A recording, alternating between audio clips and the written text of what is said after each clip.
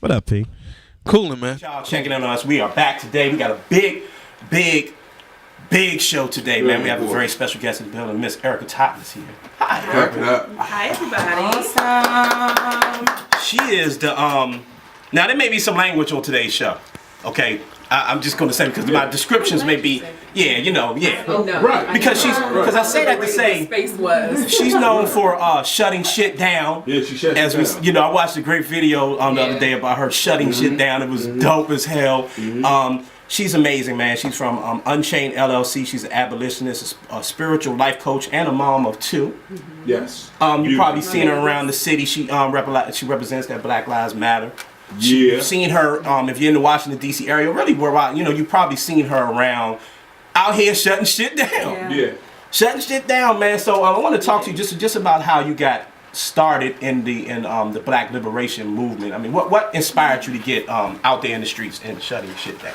I would say for me, it's what saved my life and the life of a few other people that attempted to be oppressive in certain spaces and just crazy racial aggressions and things that we experience, that we all experience as Black people. Right. But for me, the tipping point was definitely the Trayvon Martin trial, where George Zimmerman was let free. And so from there, I went into a depression because at that moment it felt like, again, every system was telling us that our lives weren't shit. Yeah. And so I'm looking at my son, I'm looking at my daughter, I'm looking at my husband, I'm looking at my brother and my, everyone in my family, people that I love. Right. And there was nothing I could do to protect him. That was my thought, you know. And so it was almost like just being able to see all these different things, just being able to see various systems that are working against us. And it almost took me out. And so I went through counseling and therapy to process a lot of the different things that I was experiencing. And then came out of it as now with Michael Brown. So before you got Trayvon Martin and you have all these these things over the span of these years.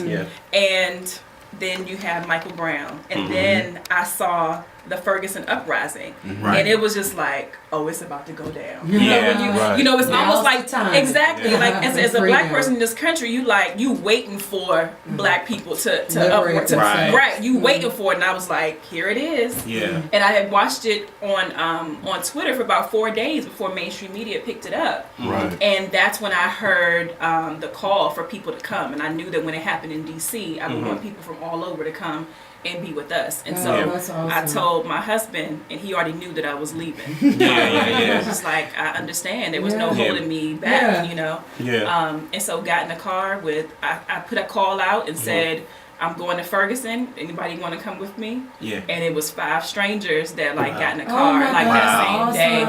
And we went down there and we went back multiple times. And so that's really how it started here. Tell us about that Ferguson experience. Like, what was that like for people? We see it on television and we're like, it looks chaotic. But tell us about that experience. Yeah, it was.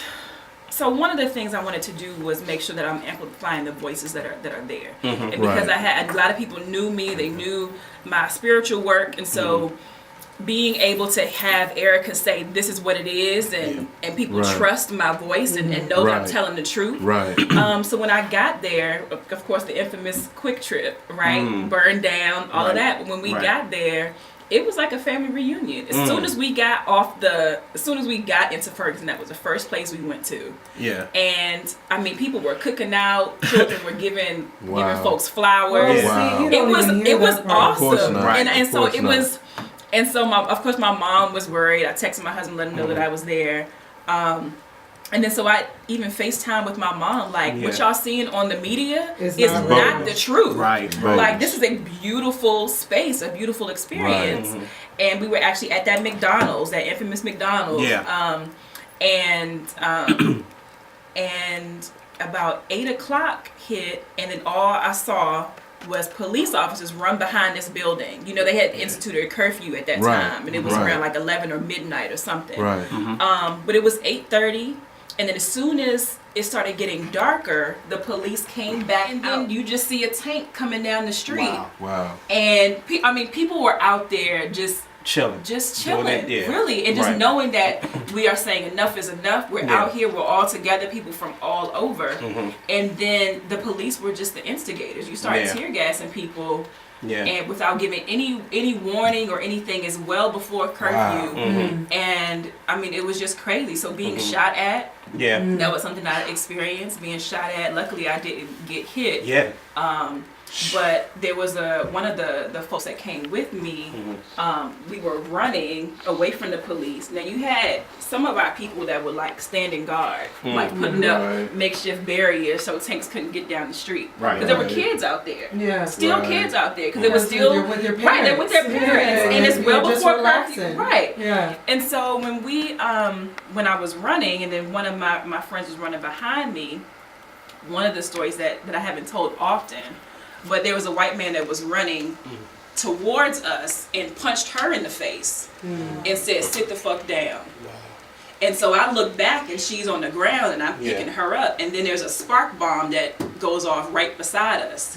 So we get rattled. Now this is in America. Like this is real. It's crazy. So being so all of that, I would say that the whole experience definitely showed me a lot more about myself that actually kind of really scared me. There was a moment that I had when I was standing, I want to say it was the last night that I was there, and we had, National Guard, and we know the history of the National Guard. They don't arrest people. Right.